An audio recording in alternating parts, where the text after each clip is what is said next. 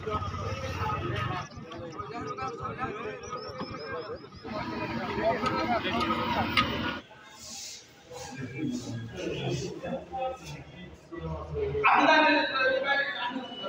এখন দাঁড়িয়ে আছি পাবনার ঈশ্বরদী উপজেলার লক্ষ্মীকুণ্ডা পদ্মার চরে।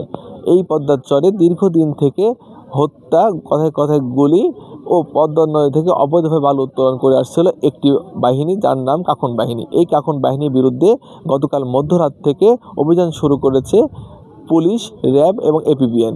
প্রায় 1200 সদস্যের এই দলটি অভিযান শুরু করেছে বিস্তীর্ণ পদ্মা নদীর ঈশ্বরদী উপজেলার এই লক্ষ্মীকুণ্ডা চর, এনাদপুর চর, নাটোরের লালপুর ও বাঘা উপজেলার পদ্মার চরে।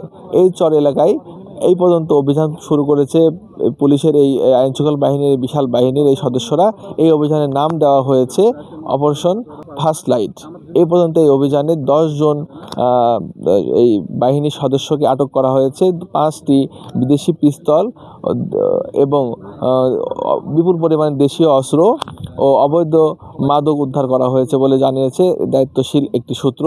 এখন পর্যন্ত এই অভিযান চালু রয়েছে এই বিস্তীর্ণ এই পদ্মার চরে। এই অভিযান এখন পর্যন্ত চালু রয়েছে এই বিস্তীর্ণ পদ্মার চরে।